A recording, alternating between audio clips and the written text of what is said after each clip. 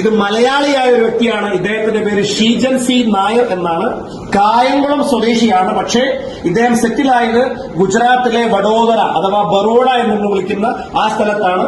Wife Yamuna Sheejan, പുള്ളിക്കാരൻ Delhi public സ്കൂളിലെ ഫിസിക്സിന്റെ ലെക്ചററാണ്. മക്കള് 2 പെൺകുട്ടികൾ. വൈഫിന്റെ പേര് യമുന ആയതുകൊണ്ട് മൂത്ത കുട്ടിയുടെ പേര് ഗംഗാന്ന്. രണ്ടാമത്തെ കുട്ടിയുടെ പേര് എന്താണെന്ന് ഇതുവരെ ചോദിക്കാൻ പറ്റിയില്ല. കൊച്ചു എന്നാണ് ഞങ്ങളൊക്കെ വിളിക്കാറുള്ളത്. അങ്ങനെ പേര് വിളിച്ചത് കൊച്ചു എന്നാണ് വിളിക്കാറുള്ളത്. ഈ 2 കുട്ടികളിൽ മൂത്ത കുട്ടിയുടെ സ്വപ്നം എന്ന് പറഞ്ഞാൽ ഡോക്ടർ ആവുക എന്നായിരുന്നു. രണ്ടാമത്തെ കുട്ടി പറയുന്നത് ലണ്ടനിൽ പോയി ഹയർ എഡ്യൂക്കേഷൻ ചെയ്യണമെന്നാണ്.